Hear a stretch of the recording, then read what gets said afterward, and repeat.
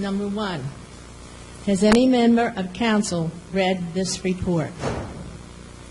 2, before voting last month to release the settlement agreement signed on March 30th, 2010 by the former police chief, the city manager, and the employee, in which the chief agrees to never seek reemployment with the city, and which was signed 20 days after he had signed a new contract with the city, which was March the 10th of 2010. Did council read and discuss this agreement? It is based on the investigative report that was prepared by an attorney hired by the city manager, and which is the report which is the subject of this lawsuit. And there were 2 documents that were requested by Mr. Paff. One was agreed, one was released, and that's the one I'm discussing right now, which is the agreement settlement on the police chief's retirement. And the second one is the investigative report, which was done by an attorney from Archer and Griner, hired by the city manager. And this report at the moment is the subject of this lawsuit.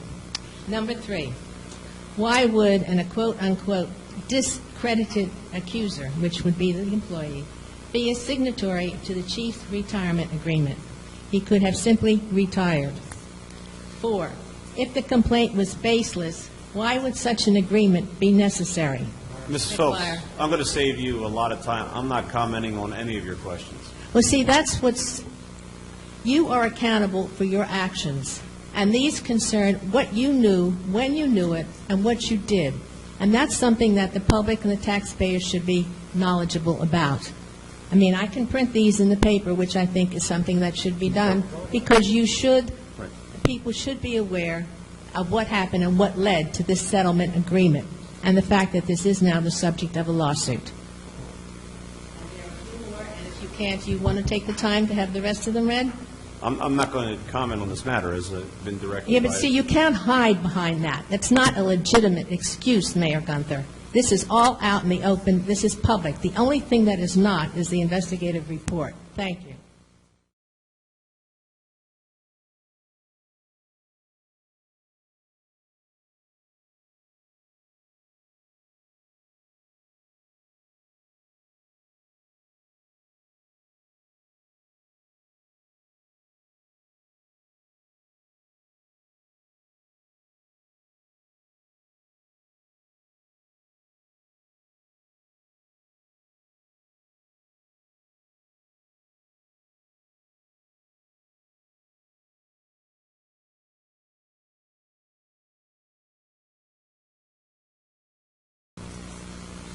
This, but I want to, and Mayor, I know that you don't want to hear this, but I want to wrap this up because there has been this ongoing with Councilman Serino. I've been here 20 years, and as I look up there, I truly confidently can say that there's not one of you that I don't think when you were elected deserved to be or wanted to do your job.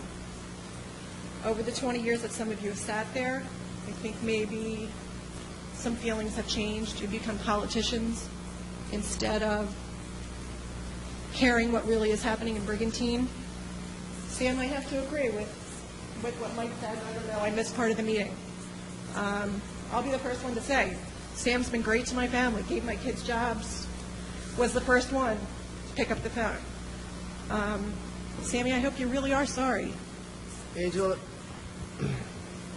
it's hard to apologize for something that really I didn't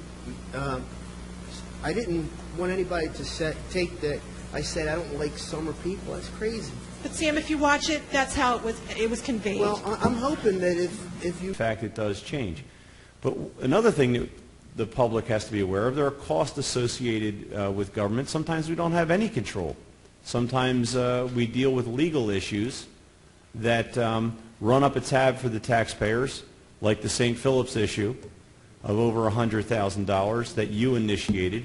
And quite frankly, that could have been money that was better spent on a lot of other things than paying attorneys. No offense, Mr. McGuire, because you did an outstanding job, but we could have used that for a lot of other things. In fact, I would venture to say that $100,000 may have covered some of the raises that the public employees got this year.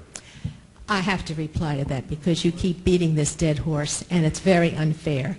That issue, that lawsuit, those legal issues were all legitimate. They were not frivolous. We had every right, and we finally did get it on the referendum, even though you fought very hard to keep it off. And might I also say that we have brought this up as well, talking about expenses. I think you are spending, we'll probably spend close to $100,000 investigating one of your council members. Well, Ms. Which, Phillips, you're not accurate in that regard either, Mrs. Phillips, because, you know, there's not much I can say about this issue, but if an application is made, the city has you to say that the city should cut costs, you say that, but when it costs the taxpayers because of your own initiative, obviously that's a different story, but thank you. No, you don't seem to understand at all, sir. You don't seem to understand that people have rights and they can exercise them. When they think government is doing something wrong, they have a right to petition and to take steps to try and change that. Well, obviously that has nothing to do with your control over how much you spend on this council. Thank you. John, the Mixed Use Committee, our first meeting was 5 of 09. It came out in 10 of 08, where we started campaigning for that. And now all of a sudden I hear that this CVS thing was on the table for several years. Question number one, if you knew about that as the head of the Mixed Use Committee, and it grew from 10 people to 20 people, it was crushed by a report that I felt had no substantial bearing on any information. There was no factual information in. I start to feel that that was just a smoke and mirror committee to put to rest something that was already predetermined that CVS was going there no matter what.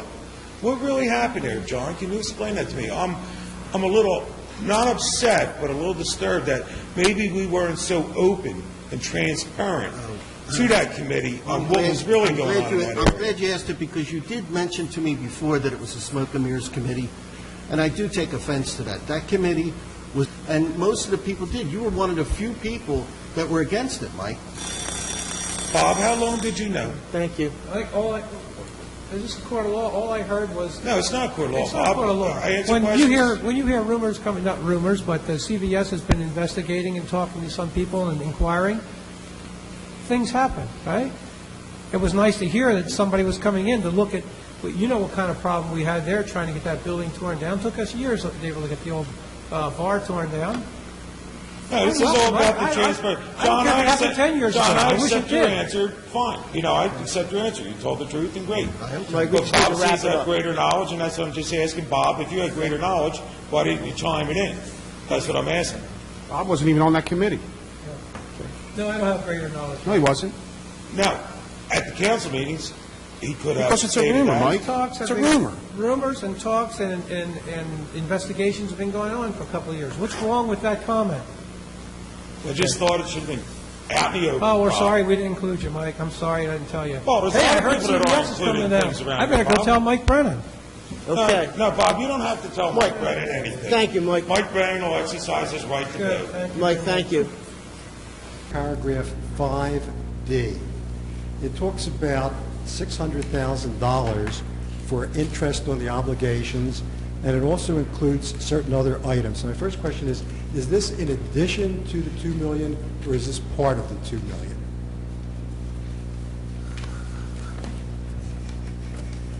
I hope I didn't stump you. Chris, Does anybody know the answer to that one? well, give us a second to take a look at it, Mr. Dragon. It's buried in our packet. You never taught, did you? Excuse me? Did you ever teach the concept called wait time? All right, Wait so we're on time? wait time, yeah, all Okay. right? Go ahead, Chris. Got your wait time. $100,000. Barber for the site plan work. Kind of we were waiting for the bond. No, I don't. Well, how is the $600,000 derived? You must have some idea of what's going into it. Normally, when you look at soft costs, they're usually some percentage of the project. So I'm sure that the bonding and the architectural fees, the legal fees, the engineering fees, the construction management fees are all wrapped up into those soft cost numbers for the total project. Do I understand you correctly, Mayor, that there's a percentage of the total amount that gets paid to the engineering firm? Well, I think as an estimate, When you do a bond, this is not an exact number here. This is a number that is an umbrella number to cover some of the costs associated with this project. So in an estimate in terms of coming up with what the soft cost might be, that's probably where that number came from, some percentage of what the cost might be. And what was that percentage for the engineering firm? Like the mayor said, it's an estimate for soft costs, and it's an estimate provided by our bond counsel, Joel Fleischman. And what did Fleischman tell you was the percentage for the engineering firm? $600,000. That's not just that's not just the engineering firm. That's all the Correct, stuff. that's the total soft Right. cost, Okay. which includes the 5 or 6 different things that were read. You're unable to tell me what the percentage is for the Duran engineering firm?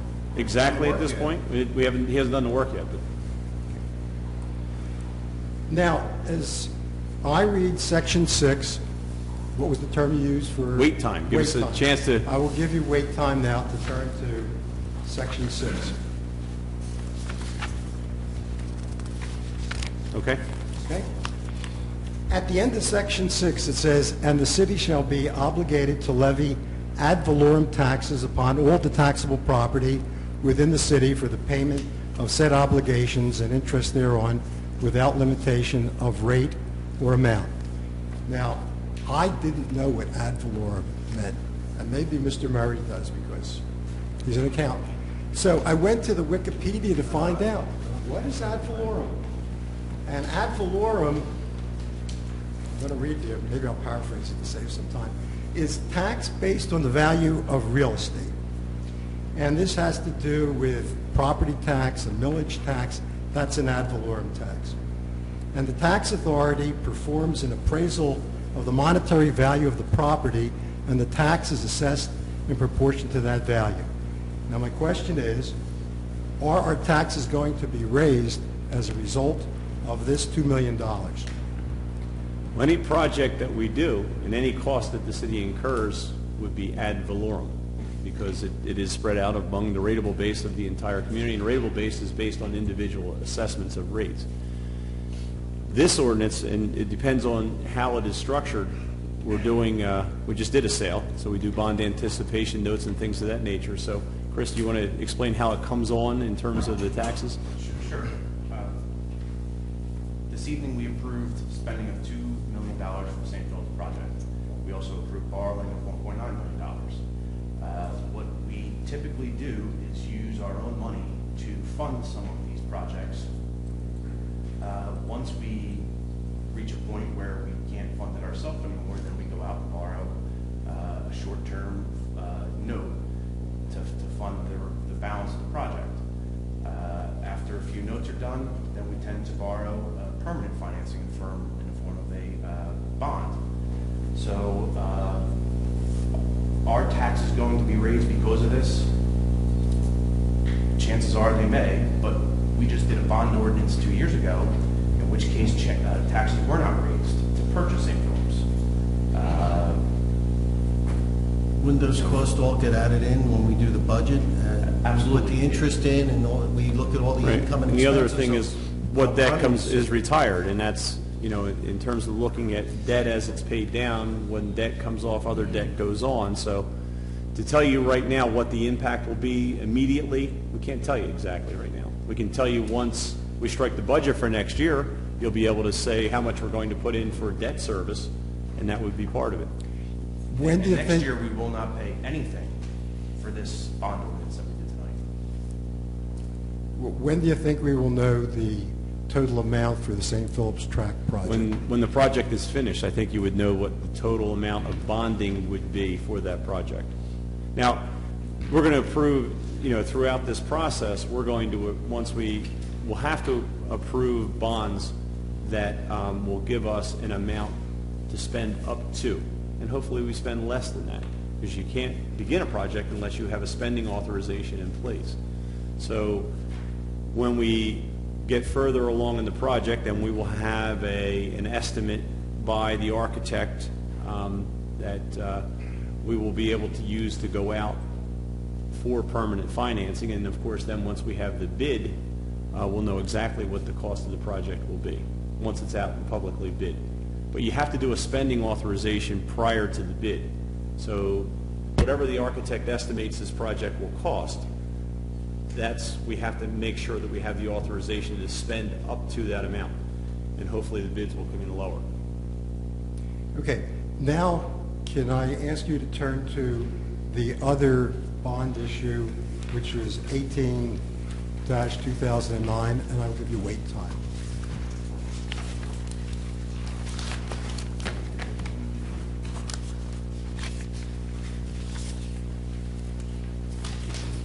And maybe I can help you out by telling you that I'm interested in Section 3, subparagraph E, which deals with the purchase of an ambulance and other vehicles for municipal purposes. Right.